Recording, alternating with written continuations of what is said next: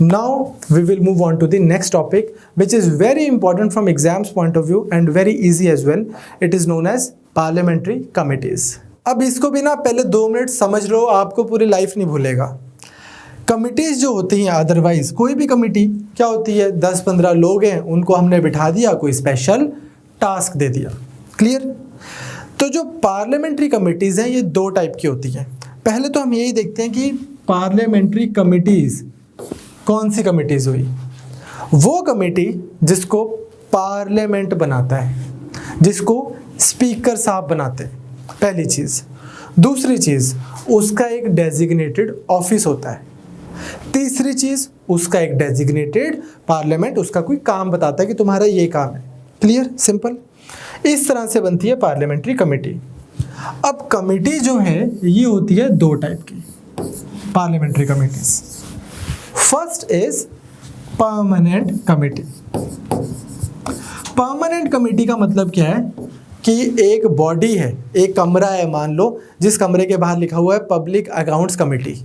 यहाँ पे हर साल में इलेक्शंस होंगे और से मान लो इस बॉडी के अंदर अगर 22 चेयर्स बनी हुई हैं तो 22 मेंबर ऑफ पार्लियामेंट आके यहाँ बैठ जाएंगे। अगले साल दोबारा इलेक्शन होगा, अगले साल दोबारा आके बैठ जाएंगे। ये एक परमानेंट बॉडी है, इसका एक परमानेंट ऑफिस है, परमानेंट स्टाफ है, लोग काम कर रहे हैं। दूसरी होती है ad hoc committee. Ad hoc committee वो कमेटी है जिसको किसी स्पेशल काम के लिए रखा जाता है। इनको सिर्फ कोई काम करना है और वही काम इनका बस वहीं से शुरू होते हैं, वहीं पे ख़त्म हो जाते हैं। और जब इन्होंने अपना काम कर लिया उसके बाद they can go home. Simple, clear? They can actually go home, अपने को इनकी कोई ज़रूरत नहीं है। नाउ यहाँ पे अब आप पहले एड हॉक पे आ जाओ। एड हॉक कमिटीज़ भी आगे 2 टाइप की होती हैं। एक होती है इंक्वायरी कमेटी और दूसरी होती है advisory committee. Clear? Inquiry committee क्या है? अब देखो कौन बना रहा है ये कमिटीज? पार्लियामेंट बना रहा है, पार्लियामेंट। ओके, बोफोर्स का स्कैम हो गया, पार्लियामेंट में पूरी डिबेट हो रही है, डिस्कशन हो रही है कि अरे ये कैसे स्कैम हो गया इतना बड़ा। कोल का स्कैम हो गया, पार्लियामेंट में पूरी डिस्कशन डिबेट हो रही है कि अरे ये क्या कोल का स्कैम हो गया। 1992 स्टॉक मार्केट स्कैम हो गया। सिंपल। या फिर कोई भी और इंडिया में कोई ऐसी चीज़ हो गई, कोई सी चीज़ की आपने इंक्वायरी बिठानी है, इन्वेस्टिगेशन बिठानी है, तो वो हो गई आपकी इंक्वायरी कमेटी। यहाँ पे इस पार्लियामेंट से ही ये जो 545 लोग हैं इनमें से ही कुछ लोग आके यहाँ पे बैठेंगे और वो उस पर्टिकुलर चीज़ की इंक्वायरी करेंगे। इंक्वायरी करने के बाद ये अपनी रिपोर्ट दे देंगे and that's it, committee gone. दूसरी होती है एडवाइजरी कमेटी। इसको आप बहुत बार जानोगे किस नाम से? सेलेक्ट कमेटी के नाम से। जब मैंने आपको ये बताया था कि बिल कैसे पास होता है, at that time I told you कि इस स्टेज पे बिल जाता है सेलेक्ट कमेटी के पास। ये क्या है? Again, if this is your parliament of 545 members और बीजेपी गवर्नमेंट 3 फार्म बिल्स ले आई और जल्दी से ला के उसको पास करने लगी, तो उन्होंने बोला कि वेट अ मिनट, इस बिल की डीपर स्क्रूटनी होनी चाहिए, इस बिल को अच्छे से समझना चाहिए, पढ़ना चाहिए। तो क्या किया जाए? अब पार्लियामेंट में 545 लोगों के पास तो इतनी स्पेशल वो नहीं है, एक्सपर्टीज नहीं है। How about this that we form a committee, it could be from both the houses, the member could be from both the houses, और एक सिंगल हाउस भी बना सकता है कि हम एक काम करते हैं, हम एक कमेटी बनाते हैं, कमेटी में हम बिठा देते हैं सिर्फ 22 MPs, some from the ruling party, some from the opposition. इनको सपोर्ट प्रोवाइड करने के लिए ऑफिसेज हैं, IAS ऑफिसर्स हैं, बड़े बड़े क्लैरिकल स्टाफ है सारा का सारा, जो इनको बिल के सिंप्लीफाई करके उसके फ़ायदे और नुकसान समझाएगा और फिर ये कमेटी अपनी रिपोर्ट देगी। अब नाउ यू रिमेंबर, मैंने बोला था कि बिल जाता है सेलेक्ट कमेटी के पास, वो उसको अच्छे से पढ़ के वापस लेके आते हैं हाउस में। अब यहाँ पे जो भी ऑल्ट्रेशन अमेंडमेंट करनी है वो बिल में होती है, क्लॉज बाय क्लॉज डिस्कशन होती है और उसके बाद नेक्स्ट स्टेज में bill is put to vote as a whole. तो सेलेक्ट कमेटी ने क्या किया, 3 फार्म बिल्स के ऊपर डिस्कशन की, अपनी रिपोर्ट दे दी, इन एमपीज ने वापस पार्लियामेंट को, स्पीकर ने वो रिपोर्ट टेबल कर दी। नाउ सेलेक्ट कमेटी का भी काम हो गया। So you need to understand this thing कि ये जो इंक्वायरी कमेटी है या एडवाइजरी कमेटी है, ये एड हॉक है। Ad hoc in the sense कि जब जब जरूरत है तब तब ये एग्जिस्ट करती हैं, नहीं तो ये एग्जिस्ट नहीं करती, they cease to operate. Simple, बहुत सिंपल है। Now coming back to permanent committees, what are these? Permanent committees भी बहुत सारी डिफरेंट टाइप की हैं। हमारे एग्जाम के पॉइंट ऑफ व्यू से only some of them are important. Now सबसे पहले परमानेंट कमेटी का आपको आई होप मतलब समझ आ गया, मैं रिपीट कर दूं कि ये कमिटीज होती हैं, ऐसा नहीं है कि इनका कोई पर्पस हो गया, इनका एक कंटिन्यूअस प्रोसेस है, कंटिन्यूअस पर्पस है। क्लियर? नाउ अगर आपको परमानेंट कमिटीज पे क्वेश्चन आएगा, मैक्सिमम चांसेस है कि इधर से आएगा, जो फर्स्ट टाइप है। पहले टाइप की कमिटीज को हम बोलते हैं financial committees. Financial committees further 3 type की है। पहली पब्लिक अकाउंट्स कमिटी, दूसरी एस्टिमेट्स कमिटी, तीसरी committee on public undertakings. Public undertakings होती हैं जैसे transport undertaking and then so on, सरकार के जो डिपार्टमेंट्स हैं बड़े बड़े। क्लियर? फाइनेंशियल कमिटीज ये 3 टाइप की हैं। तो क्लियर हो गया, कमिटीज एक ऐसी कमेटी जिसको पार्लियामेंट बैठा बना रहा है, स्पीकर साहब ने जिसको बोला है कि चलो जी ये कमेटी क्रिएट की जाए। ये कमेटी जो है इसको प्रॉपर एक ऑफिस प्रोवाइड किया जाएगा, पार्लियामेंट्री सपोर्ट होगी। ये होती हैं 2 टाइप की, permanent and ad hoc. Ad hoc भी इंक्वायरी एंड एडवाइजरी। इंक्वायरी किसी चीज़ की इंक्वायरी करने के लिए, एडवाइजरी यूजुअली सेलेक्ट कमिटीज जो किसी बिल के ऊपर अपनी एडवाइस देते हैं। Coming back to permanent, permanent में सबसे पहले हो गई financial committees, then you have on number 2 financial के बाद departmental standing committees. Departmental standing committees. Similarly आपको और भी कमिटीज मिलती रहेंगी, for example business advisory committee, for example committee on private members bills and resolution, committee on government assurances, committee on subordinate legislation, ethics committee, committee on privileges. इस तरह से बहुत सारी कमिटीज हैं जो मैंने नोट्स में भी आपको प्रोवाइड कर देनी है। नाउ पॉइंट ये आता है कि कमिटी का काम क्या है, कमिटी ऑपरेट कैसे करती है। इसको आप बेसिक लॉजिक पहले समझो, बिल्कुल बेसिक सा लॉजिक समझो। हमारी कंट्री में आपको पता है कि separation of legislature and executive नहीं है। If this is the parliament, parliament में से लोकसभा लगा लो आप, ये लोकसभा है and this is the ruling party. Ruling party के जो कुछ खास मेंबर्स हैं वो बन जाते हैं मिनिस्टर्स।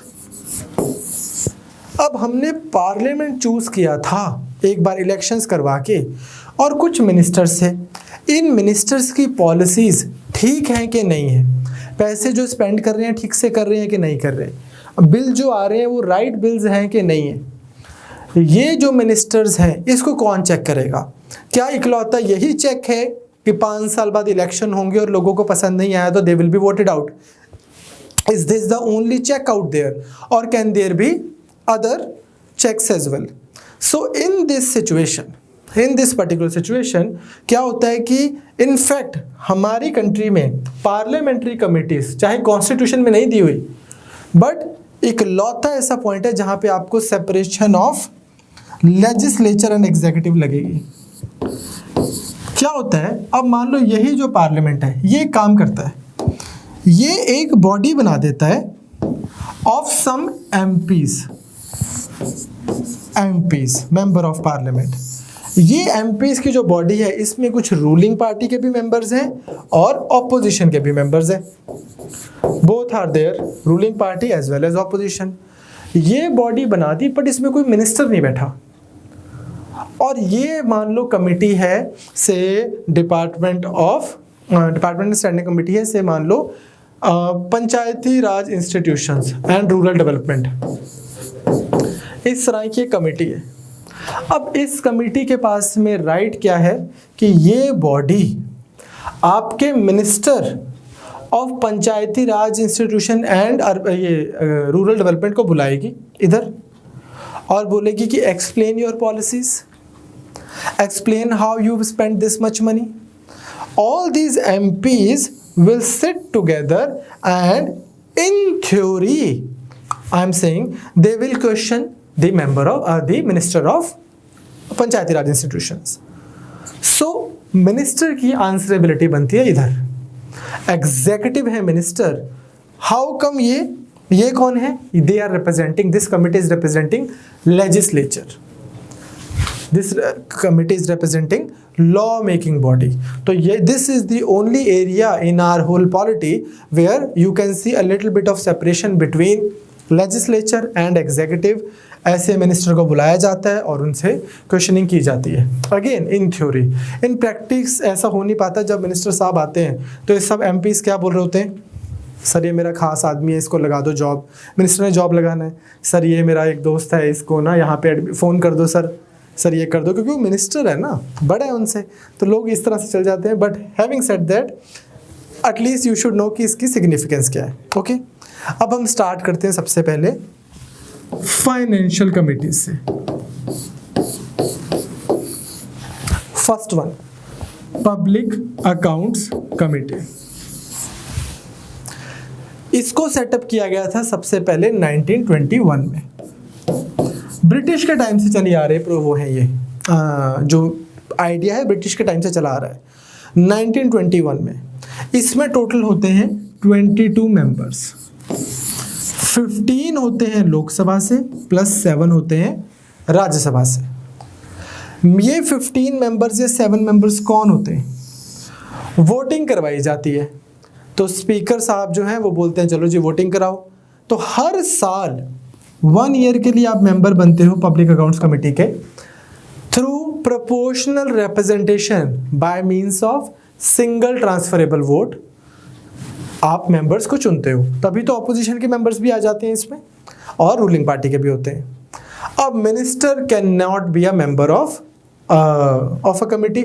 ऑब्वियसली ये तो कॉमन सेंस है, अगर आपने मिनिस्टर्स को ही बिठाना शुरू कर दिया कमिटीज़ में तो फिर लेजिस्लेचर और एग्जीक्यूटिव की सेपरेशन क्या हुई? क्लियर। अब हर कमिटी का चेयरपर्सन होता है। से मान लो दिस इज अ कमिटी, तो इनके एक हो गए चेयरपर्सन। चेयरपर्सन को कौन अपॉइंट करते हैं? ये आप याद रखना, स्पीकर। और एक आपको ये फैक्ट याद रखना है कि एज अ कन्वेंशन PAC के जो चेयरपर्सन होते हैं वो कहाँ से आते हैं? ऑपोजिशन से। Just to give this body a significance, opposition से PAC के चेयरपर्सन आते हैं। तो now look at it, let's take this is the body, it has 1 2 3 ऐसे करते करते 22 members. Let's say some of them are from ruling party, some of them are from opposition, and here is the opposition का person acting as a chairperson। अब जब कोई भी minister को ये बुलाएंगे कि आओ सर अपनी पॉलिसीज एक्सप्लेन करो, तो क्या हो रहा है? एक रीजनेबल स्क्रूटनी उसकी होने के चांसेस हैं, क्योंकि ऑपोजिशन वाला तो चाहेगा ना कि मैं इनकी पॉलिसीज की अच्छे से स्क्रूटनी करूं। ये ऑपोजिशन वाले मेंबर्स भी चाहेंगे कि हम गवर्नमेंट की पॉलिसीज की अच्छे से स्क्रूटनाइज करें। So this is the basic idea, simple, clear. अब ये करती क्या है? ऐसा नहीं है कि जिसको मन किया उसको बुला लिया, जिस मर्जी चीज़ की इंक्वायरी कर दी। इतनी सारी कमिटीज़ के एग्जिस्ट करने का the reason behind that is so that all the committees can be given a dedicated task. So eventually in couple of classes you will see that there is this office in India known as CAG, comptroller auditor general of India. CAG जो है, अभी के लिए आप मान कर चलो कि मान लो इंडिया के जितने भी अकाउंट्स हैं उनका अल्ट्रा सुपर अकाउंटेंट जो अच्छे से देखता है कि money going in Indian account, money going out, ठीक है, सारे खाते मिल रहे हैं, सारे रिकॉर्ड्स मैच कर रहे हैं कि नहीं कर रहे।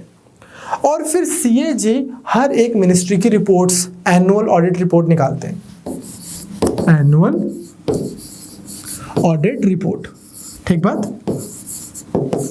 Now in this annual audit reports जो भी सीएजी ने अपनी रिपोर्ट दी किसी मिनिस्ट्री की, वो पार्लियामेंट में रखी जाती है, प्रेसिडेंट साहब को दी जाती है, प्रेसिडेंट साहब उसको पार्लियामेंट में रख देते हैं। नाउ ये जो रिपोर्ट सीएजी की रिपोर्ट जो पार्लियामेंट में रखी जाती है, then this report goes to PAC, public accounts committee. अब ये जो पीएसी बॉडी हमने बनाई है ये बोलेगी, अगेन कोई मिनिस्ट्री लगा लो, मिनिस्ट्री ऑफ वाटर रिसोर्सेज, इनकी जो रिपोर्ट है जो सीएजी ने दी प्रेसिडेंट को, प्रेसिडेंट ने टेबल की पार्लियामेंट में, यहाँ से रिपोर्ट चलेगी पीएसी के पास, और पीएसी ने मिनिस्टर जो हैं ऑफ वाटर रिसोर्सेज उनको बुला लिया कि ये आपकी रिपोर्ट्स में हमें कुछ प्रॉब्लम्स लग रही हैं, अकॉर्डिंग टू सीएजी इतने सारे पैसे आए, इतने सारे पैसे आपने गलत स्पेंड कर दिए, या आपने स्पेंड ही नहीं किए, या आपके पास पैसे आए नहीं, आपने स्पेंड कैसे कर दिए, any anomaly that they may find. Basic common sense, easy है। सेकंड हमारे पास होती है एस्टीमेट्स कमेटी। एस्टीमेट्स कमेटी के बारे में एक बेसिक सी ऑप्शन यूपीएससी ने भी रिसेंटली पूछी थी 4-5 साल पहले कि सबसे ज़्यादा मेंबर्स पीएससी, एस्टीमेट्स, और तीसरी थी कमेटी ऑन पब्लिक अंडरटेकिंग, किसके होते हैं। तो keep this thing in mind, 30 members सबसे ज़्यादा इनके होते हैं। अब इसमें मैं आपको इसका पर्पस सबसे पहले बताता हूँ और आगे के फीचर आपको ऑब्वियसली क्लियर हो जाएंगे। जब बजट आता है, बजट में बहुत सारे एक्सपेंडिचर दिए होते हैं कि हम ये वाला इतना पैसे इधर लगाएंगे, इतने पैसे इधर लगाएंगे, तो ये कमेटी उस बजट की डिमांड्स को कि कौन सी मिनिस्ट्री ने कितने कितने पैसे मांगे हैं, या कौन सी मिनिस्ट्री को, in other words budget pass होने के बाद कितने कितने पैसे मिलेंगे, उन डिमांड्स को एग्जामिन करती है। किस चीज़ को एग्जामिन करती है? It is examining the budget. Now I have some questions for you. पहला क्वेश्चन, अगर मैं आपसे पूछूं लोकसभा और राज्यसभा में बजट की पावर किसके पास है, तो आप बोलोगे लोकसभा के पास है। राज्यसभा के पास तो कुछ पावर ही नहीं है, it can only discuss budget. सो वो कमेटी जो बजट्स को डिस्कस करेगी, डिसाइड करेगी, because you have power with Lok Sabha, so committee which is going to discuss और एग्जामिन द बजट, उसके members all 30 of them are going to come through Lok Sabha. Clear? Simple. So this committee is essentially from Lok Sabha. Now again you have to keep one thing in mind. It's a committee at the end of the day. Minister is not going to be a member of it. All these members from Lok Sabha are going to be elected through proportional representation by single transferable vote. तरीका वही रहेगा, but आएंगे सब लोकसभा से, पहली चीज़। दूसरी चीज़, इस committee ने करना क्या था? इस कमेटी ने ये चेक करना था कि अच्छा डिपार्टमेंट ऑफ स्पेस को आप इतने पैसे दे रहे हो, हमारे हिसाब से आपको कम देने चाहिए। जो भी इसने सजेस्ट करनी है इकोनॉमीज पब्लिक एक्सपेंडिचर की कि अरे आप एमजिन ये रोड्स बनाने के लिए इतने पैसे दे रहे हो, इसकी जगह आपको ये करना चाहिए। बजट में अमेंडमेंट्स सजेस्ट कर रही है ये कमेटी, तो इसका जो वो होंगे चेयरपर्सन, वो कौन होंगे? आप कोई उसको थोड़ी बिठा दोगे ऑपोजिशन के मेंबर को, गवर्नमेंट नहीं बिठाएगी। तो यहाँ पे जो इसके चेयरपर्सन होंगे would come from ruling party, Lok Sabha ruling party. तीसरी चीज़ यहाँ पे, अब बजट आया, से मान लो 1 फ़रवरी को बजट आया, अब एस्टीमेट कमेटीज़ के पास में वो उनको बैठे हुए हैं, वो उसको स्टडी कर रहे हैं बजट को, लेकिन बजट तो पास करना है या? तो होता क्या है कि बजट आ जाता है, बजट पे वोटिंग भी हो जाती है, बजट पास भी हो जाता है, एस्टीमेट कमेटीज़ अभी उसको स्टडी ही कर रही होती हैं। So demand for grant are voted despite the committee not making any report yet. ये आपको इन फॉर दैट मैटर सभी कमिटीज के लिए याद रखना है. आपको मैंने इससे पहले पब्लिक अकाउंट्स कमेटी कराई थी. वो क्या कर रही थी? गवर्नमेंट ऑफ इंडिया ने, ministry of shipping and transportation ने कोई पैसे स्पेंड कर दिए. Spending has been done already. Now CAG अच्छे से चेक कर रहे हैं. Okay, this much money going in, this much money going out, this much money going in, this much money going out. अब वो उसके बाद में रिपोर्ट कर रहे हैं और वो रिपोर्ट फिर जा रही है पार्लियामेंट में. पार्लियामेंट से वो रिपोर्ट जा रही है PSC के पास. PSC उसको आज स्टडी कर रहा है और फिर बोल रहा है कि 2 साल पहले मिनिस्ट्री ऑफ शिपिंग ने मिस अप्रोप्रिएशन की है. इन अदर वर्ड्स, PSC आज पोस्टमार्टम कर रहा है. जो खर्चा होना था, अच्छा या बुरा, हो चुका है. Same is true hair.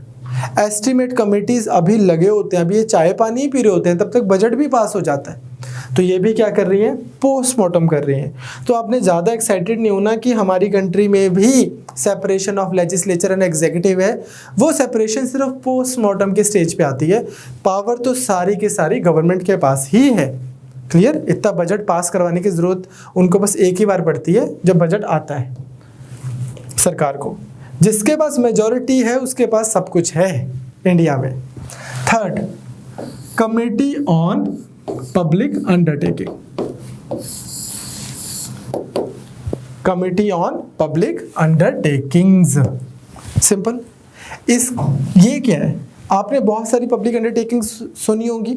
National, जैसे कि से अब मैं हमारे यहाँ पे अगर बोलूँ सेंट्रल ट्रांसपोर्ट अंडरटेकिंग या चंडीगढ़ ट्रांसपोर्ट अंडरटेकिंग, एक पब्लिक अंडरटेकिंग है. इस तरह से कोई बड़ी बड़ी ONGC, इस तरह की जो बॉडीज़ हैं उनकी भी तो CAG ऑडिट करते हैं.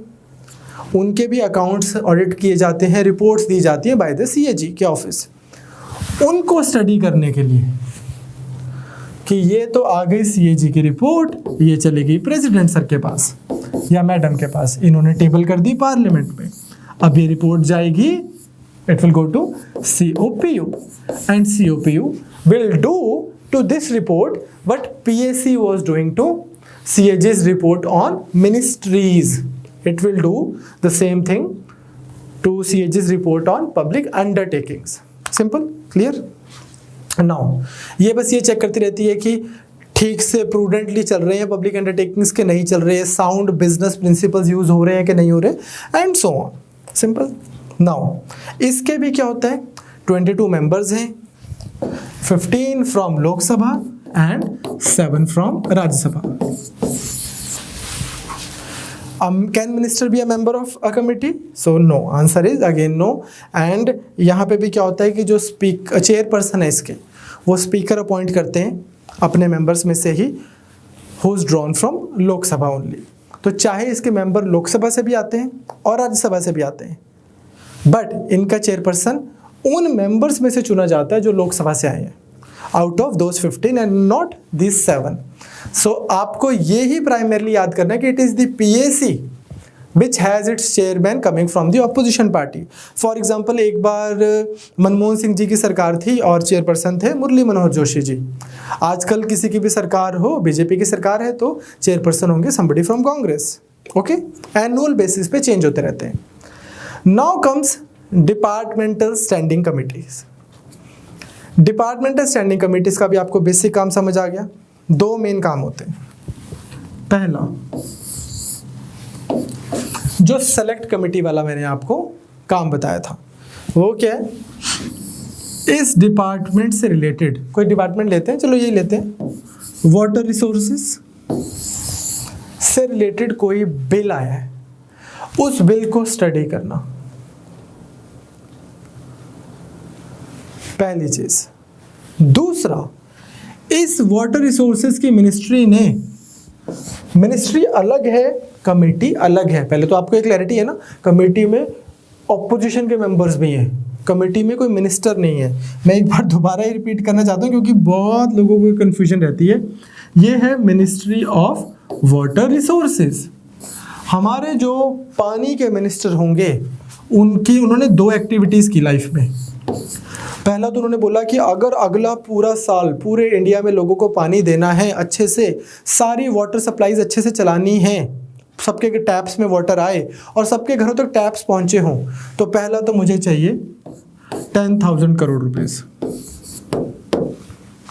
दूसरा, मान लो ये कोई नया बिल लेके आए, ये एक बिल लेके आ रहे हैं कि जिस पर्सन के घर पे 5 गैलन्स पर डे से ज़्यादा वाटर यूज़ होगा उसको हम से 500 रुपीज़ पेनल्टी लगाएंगे। ये जो सेकंड चीज़ है ये क्या है, ये एक नया बिल लेके आ रहे हैं जो अगर पास हो गया तो लॉ बन जाएगा।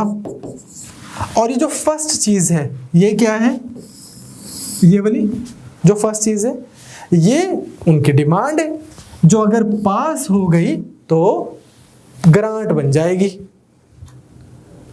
बिल्कुल सिंपल। नाउ अब हुआ क्या, ये दोनों चीजें इन्होंने लोकसभा में रख दी। एक तो ये कि अगले एक साल अगर इंडिया को पानी पिलाना है तो मुझे 10,000 करोड़ रुपए दो। दूसरी चीज इन्होंने रख दी कि मैं एक नया नियम लेके आना चाहता हूँ, नया लॉ लेके आना चाहता हूँ। ये मैं बिल लेके आया हूँ कि जो 500 गैलन से ज़्यादा 5 गैलन से ज़्यादा डेली यूज़ करेगा उसको पेनल्टी लगाएंगे।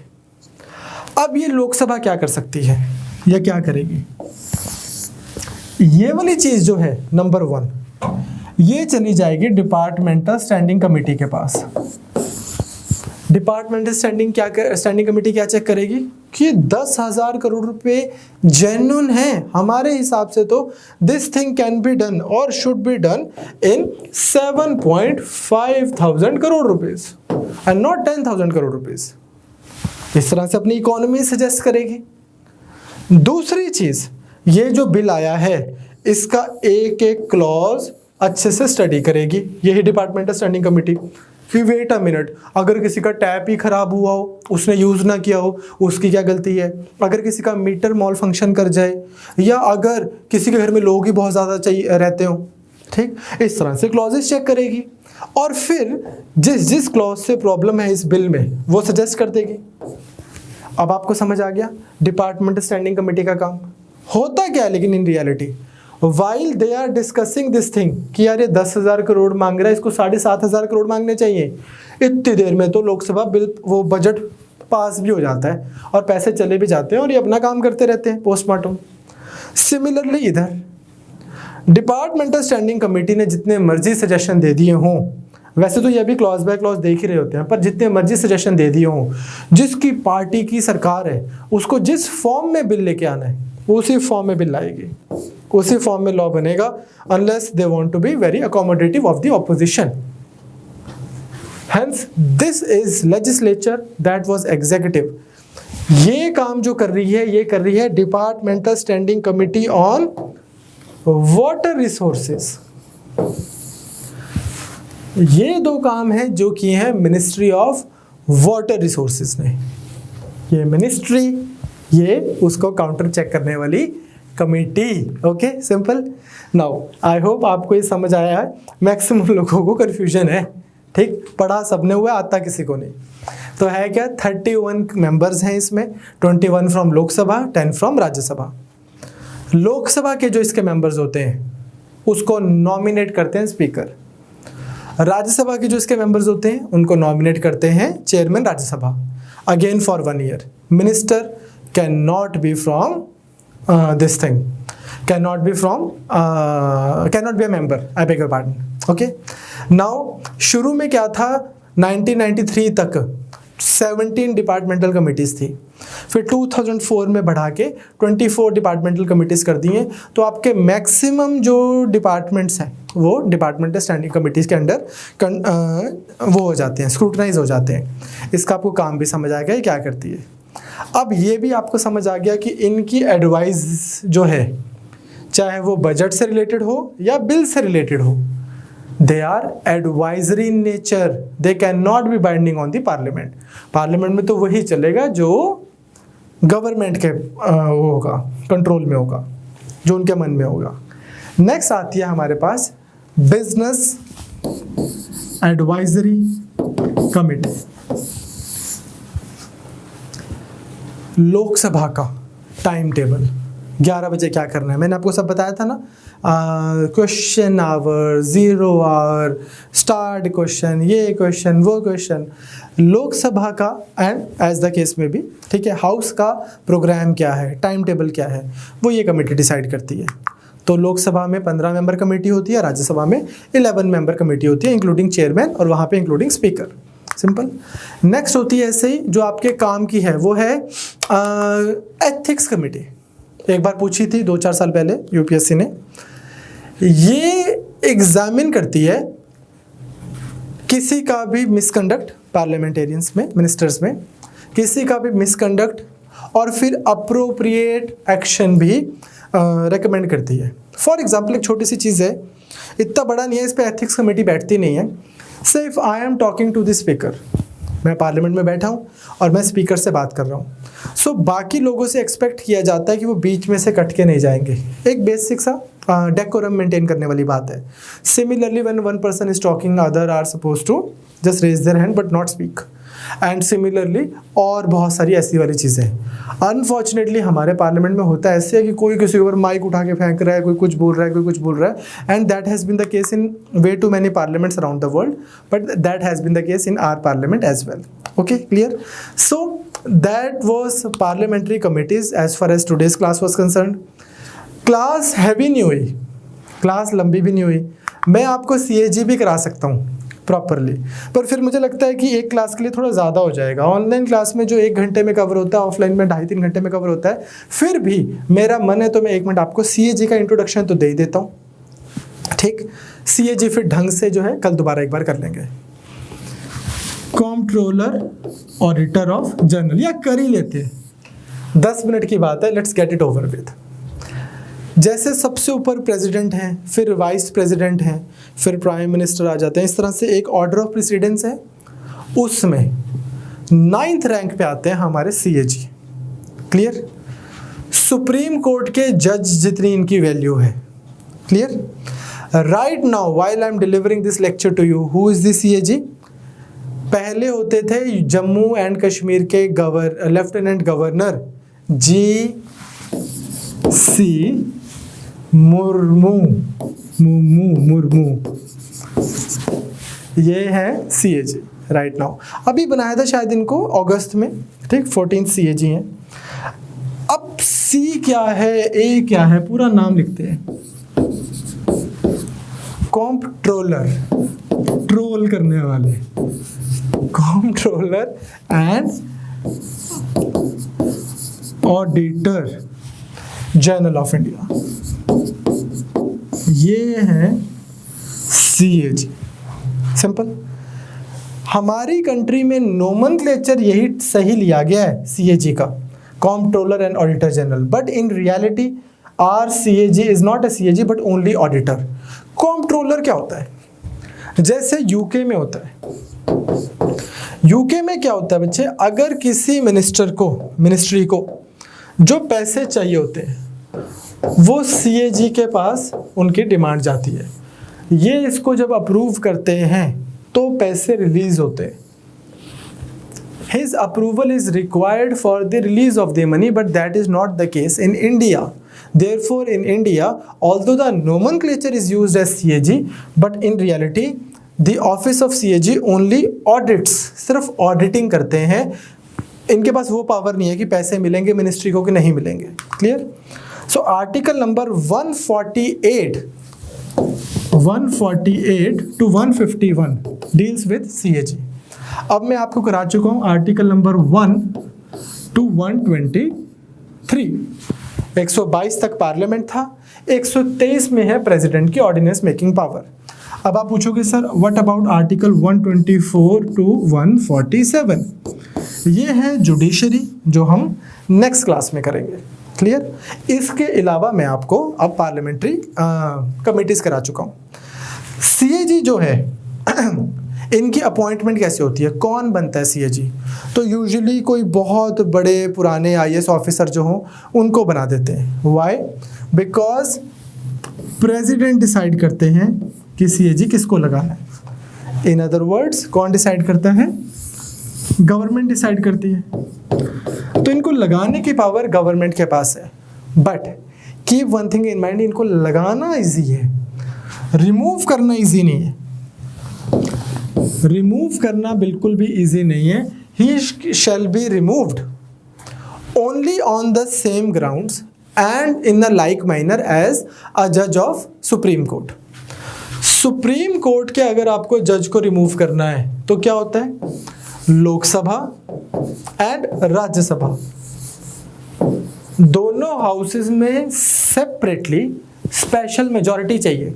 मतलब यहां पे क्या चाहिए, present and voting 2/3 plus 50% plus 1 of total membership. ये दो कंडीशंस की थी हमने स्पेशल मेजॉरिटी की। सो दोनों हाउसेस में पहले ऐसा होगा, फिर इधर भी ऐसा होगा, फिर जाके कोई आपका सीएजी या सुप्रीम कोर्ट के जज रिमूव होते हैं। So you can well imagine कि how difficult would it be that not only the entire government but in all probability good amount of opposition will also be required in order to remove CAG. clear? so यहाँ पे लगाना easy है, हटाना मुश्किल है। फिर आता है इनकी ओथ। इनकी ओथ को एडमिनिस्टर करते हैं प्रेसिडेंट हिमसेल्फ। इनकी ओथ 3rd शेड्यूल में दी हुई है। 3rd शेड्यूल में दिया होने का मतलब क्या है कि इनकी काफ़ी एक इलेबोरेटेड ओथ है, कॉन्स्टिट्यूशन के अंदर दी हुई है। फिर इनकी सैलरी, इनके बाकी जो अलाउंसेस हैं वो सारे 2nd शेड्यूल में दिए हुए हैं। इसका मतलब क्या है, इनकी सैलरी ये नहीं है कि बस अगर कोई सीएजी अच्छे से काम नहीं कर रहा और मैं पार्लियामेंट में बोल दिया कि चलो जी इस सीएजी की मैंने सैलरी कम कर दी। होता क्या है बेसिकली, से मैंने किसी सीएजी किसी भी पर्सन की, आप ये फॉर दैट मैटर याद रखना, जब भी आप ये स्टेटमेंट पढ़ोगे कि his salary and service condition shall not be varied to his disadvantage after his appointment. What does that mean? जब भी आप ये स्टेटमेंट पढ़ोगे, जो कि आप बहुत फ्रीक्वेंटली पढ़ोगे, कि his salary and service conditions shall not be varied to his disadvantage after his appointment, मतलब क्या है, हमारे पास एक सीएजी है, इनके लिए ट्रू है कि इनको हम बोल रहे हैं हम इनको एक घर देंगे, एक स्कूटर देंगे और से हम इनको 1500 रुपये महीना सैलरी देंगे सीएजी को। और मैं गवर्नमेंट और मुझे सीएजी ना हर एक अपने अकाउंट की रिपोर्ट में कमियां निकाल देता है कि ये मिनिस्टर भी इतने पैसे कम दिखा रहा है, ये मिनिस्टर भी इतने पैसे कम दिखा रहा है, इनको तो सारे मिनिस्टर्स पैसे ही खा गए। मुझे गुस्सा आएगा कि यार why are you exposing my government. हो सकता है ऐसा। तो मैं एक बिल लेके आया आज कि यार एक काम कर रहे हैं हम, अब हम इन्हें घर नहीं देंगे, बस एक सिंगल बेडरूम 1 क्वार्टर दे देंगे छोटा सा, और स्कूटर की जगह पे साइकिल मिलेगी इनको, और सैलरी तो मिलेगी ही नहीं, बस बाकी अपना देख ले, या 100 रुपये महीना मिलेगा। अब क्या है, अब मैं किसी को जब सीएजी रखूंगा उसके ऊपर ये रूल्स अप्लाई होंगे, not on your existing controller, auditor और general of India, not in this, on this dude, on these guys. ठीक, आने वाले। क्लियर? चले आगे। तो conditions of service of persons, जो भी इसका एक डिपार्टमेंट है, एक बहुत बड़ा डिपार्टमेंट होता है Indian audit and accounts department. Indian audits and accounts department जो है, ये वाला डिपार्टमेंट सारा का सारा इन्हीं के अंडर चलता है। इनके सारे एक्सपेंसेस जो हैं इनके ऑफिस के, वो सारे एक्सपेंसेस भी कौन पे करता है? दिस थिंग कंट्री पे करती है। Like his expenses are charge upon the consolidated fund of India. और अब आप मुझे बताओगे कि इसका मतलब क्या है? If CAG's expenses are charge upon consolidated fund of India, that means voting नहीं होएगी। ये नहीं है कि इनके ऑफिस के पैसे ही कम कर दिए, वो तो जाएंगे ही जाएंगे। अब ये करते क्या है?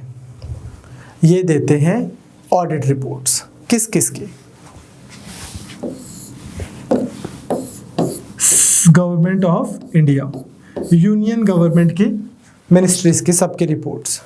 दूसरा, स्टेट मिनिस्ट्रीज की सबकी रिपोर्ट्स, स्टेट मिनिस्ट्रीज की भी यही देते हैं। तीसरा, कोई और इंडिया का कोई बहुत बड़ा पब्लिक डिपार्टमेंट है उसकी रिपोर्ट्स। ठीक, audit reports on appropriation account, audit reports on finance account and audit reports on public undertaking. Clear? ये सारी की सारी ऑडिट रिपोर्ट जो हैं ये CAG देते हैं। इसमें आपको एक चीज़ याद रखनी है कि इंडिया में सारी मिनिस्ट्रीज, सारे डिपार्टमेंट्स किसी फॉर्मेट में अपने अकाउंट्स मेंटेन करते होंगे कि this is how a particular department से। अगेन आज हम वाटर सप्लाईज के पीछे पड़े हुए हैं, वाटर सप्लाईज ही ले लेते हैं। वाटर सप्लाईज किस तरीके से अपने अकाउंट सारे के सारे मेंटेन करता है, वो फॉर्मेट भी जो CAG बताएंगे उसी फॉर्मेट में रखना होता है। यूनियन गवर्नमेंट को और स्टेट गवर्नमेंट को अपने सारे अकाउंट्स उस फॉर्मेट में रखने होते हैं जैसा कि प्रेसिडेंट साहब बोल दें on the advice of the CAG। अब इसकी रिपोर्ट के बारे में आपको दो चीज़ें याद रखनी है। एक तो ये रिपोर्ट देते हैं फैक्चुअल रिपोर्ट कि यार ये खर्चा हुआ है, ये ऐसे हुआ है, ये ऐसे होना चाहिए था, यहाँ पैसे लगाए हैं, इतने 100 करोड़ रुपए कम लगे हैं, ज़्यादा लगे हैं। दूसरा ये देते हैं एक प्रोपराइटी रिपोर्ट। प्रोपराइटी रिपोर्ट क्या है कि जब गवर्नमेंट ने कोई पॉलिसी इंप्लीमेंट की, could the government have implemented this policy differently so that कि जो टैक्स पेयर हैं उनको फ़ायदा हो जाता। जैसे इसका एक एग्जांपल देखो, मान लो आज गवर्नमेंट ने कोल एलोकेशन करनी है कि यार हमारे पास ये माइंस है हमारे पास कोल की, और जो भी कंपनी आना चाहती है वो यहाँ से कोल की माइनिंग करे, गवर्नमेंट को पैसे दे और फिर उस कोल की माइनिंग से स्टील बना ले, कंट्री में बिजनेस भी चलेगा। बिल्कुल ठीक है। गवर्नमेंट एक काम कर सकती है कि वो बोले कि हम कोल की एलोकेशन कर रहे हैं, हम आ जाओ, फर्स्ट कम फर्स्ट सर्व, जिसने पहले एप्लीकेशन फाइल कर दी first come first serve basis पे हम एलोकेट कर देंगे। दूसरा गवर्नमेंट क्या कर सकती है, वो बोल सकती है कि हम ऑक्शन कर रहे हैं, all of you guys listen, 30 मार्च को ऑक्शन होगी और उस दिन आप बोली लगाओगे कि 1 लाख 1 लाख 2 1 लाख 3 एंड देन हम उस हिसाब से एलोकेट कर देंगे कि जिसने 1 लाख बोला उसको एलोकेट कर दिया, फिर दूसरे ब्लॉक की एलोकेशन हो जाएगी। So government can go for auction as well. अब ये गवर्नमेंट की मर्जी है उसको ऑक्शन के लिए जाना है या फर्स्ट कम फर्स्ट सर्व के लिए जाना है, बट CAG एक प्रोपराइटी रिपोर्ट निकाल सकता है कि you know what, these guys, this particular government decided to go for first come first serve, but had they gone for auctions तो हो सकता है कि गवर्नमेंट को से 1 लाख करोड़ का फायदा हो जाता। अब गवर्नमेंट का 1 लाख करोड़ का फायदा होने का मतलब क्या है, लोगों को, टैक्स पेयर्स को, क्योंकि पैसा आता गवर्नमेंट के पास, सरकार लगाती लोगों के ऊपर, तो जब सरकार का नुकसान होता है तो इनडायरेक्टली टैक्स पेयर्स का नुकसान है। क्लियर, सिंपल, आई होप आपको समझ आया। तो इस तरह से CAG अपनी प्रॉपर्टी रिपोर्ट भी देते हैं जो मैंडेटरी नहीं है, ऐसा नहीं है कि उनको अपनी विजडम या प्रॉपर्टी रिपोर्ट देनी ही देनी है। ठीक है, now I will see you in the next class where will cover judiciary. Hi, अगर आपको ये लेक्चर पसंद आया तो हमारे चैनल को सब्सक्राइब कीजिए, और अगर आप UPSC 2021 के प्रीलिम्स के लिए सीरियस हैं तो हमारा क्रैश कोर्स जरूर ज्वाइन कीजिए। कोर्स की डिटेल्स आपको हमारी वेबसाइट, जिसका लिंक डिस्क्रिप्शन सेक्शन में होगा, उस पर मिल जाएंगी। नहीं तो आप हमें कॉल कर सकते हैं नीचे दिए गए नंबर पर।